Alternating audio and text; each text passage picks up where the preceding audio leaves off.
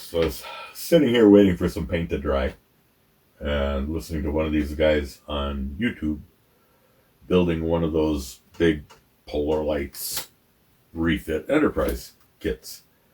And I think at some point he mentioned that this kit that he was working on was like his fourth or his fifth one that he had constructed. And he was sitting there putting things together and working on something. I can't remember what he was working on, but in the course of his description, he says, "You know who you are. You know you've got that model sitting in your closet. Get it out. Start working on it. What are you waiting for?" And I'm sitting there thinking, "You dirty son of a..." Fine. I go to the closet and I get out my Refit Enterprise kit. And here it is. And I think I might have just heard a collective gasp go up. Your eyes are not deceiving you. This is indeed one of the first issue Polar Lights Enterprise refit kits that they put out when they were still owned by Tomy. I got this kit in 2005.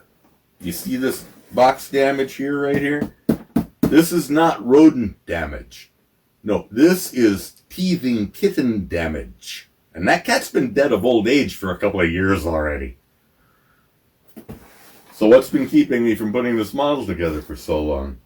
Well, basically, I've been waiting for both my skills and the state of the art of the lighting technology to come close to my ambitions. And I think hopefully I'm finally there yet. So maybe it's time. Let's see what is in here. Nice box art. We have the instruction sheet. What do we have? We have the... oh my, wow. Yeah, there's the there's the assembly instructions, and there's the painting and decal instructions. All looks pretty clear. That's that right there. Here's the decal sheet. I've heard horror stories about the decal sheet, so we'll see what it looks like here. Chunks of the box and the package of the decals. Yeah, what do we have here? What are those decals for? I'll find out. Might be able to use a couple of those. We'll see. There's Carco Bay decals. I hear those pinstriping decals are not worth the effort. We'll see. See what works and what doesn't. What do we have here? What do we have here? Oh my. Oh, look at that. Aztec templates. Hey, I don't need to buy any. Sweet. Nah, I'm just kidding. Can you imagine? I'm not wasting my time with those. Here's our saucer section. And I did do some dry fitting of this kit way back in the day. And I held it together. That was 20 years ago, remember? I held it all together with Scotch brand magic transparent tape. And in fact, it might not even be Scotch brand. It might be some unknown store brand type magic transparent tape, some anonymous off brand, Walmart brand or something. But if I grab a piece of it and peel it back, most of the time it peels right off, leaving no residue. If it does split and leave part of itself behind, it scrapes off with your fingernail, and I'm pretty sure that any residual adhesive will wash off with a little bit of rubbing alcohol. I think we all know what masking tape would look like. If I held it together with masking tape, the paper would have dried up and fallen off already, and the adhesive would have crystallized and bonded to the plastic, and that would have been a mess. So hooray for young me, I guess. Set that here. Here's our engineering hull. And again, I dry fit it together using that same kind of tape. And the shuttle bay is in there. The arboretum is in there. All of the seams line up really nicely. These pylon supports line up really, really nicely. I'm sure that will change.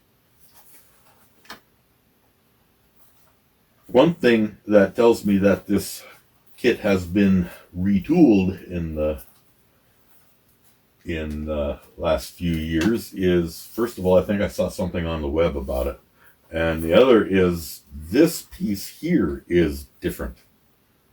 At some point, the Polar Lakes engineering people decided that this is the best balance point for the model support. And if you were to run a line right up through there, you would find that it goes right up through the path where Andrew Probert says the warp core would be, and emerges in the saucer section just immediately below that deflector crystal.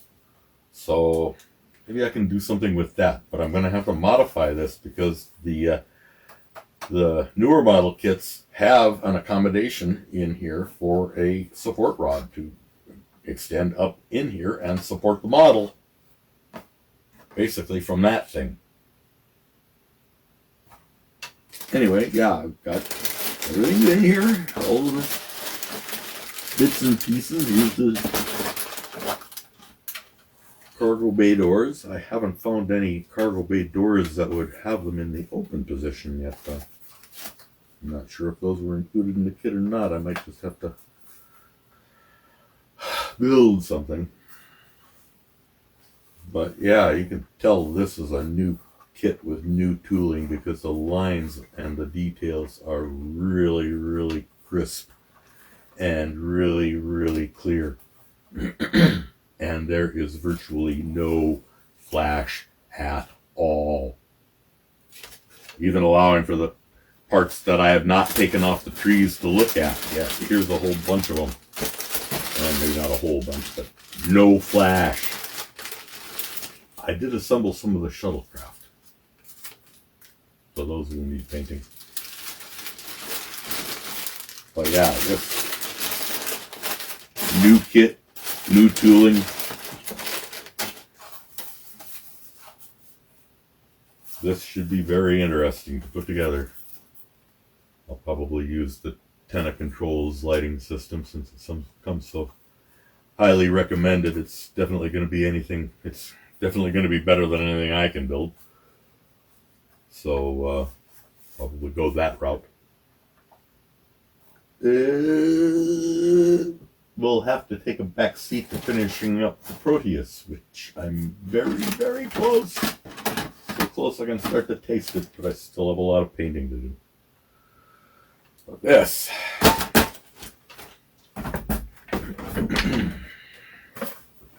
Yeah. Put all this back in here.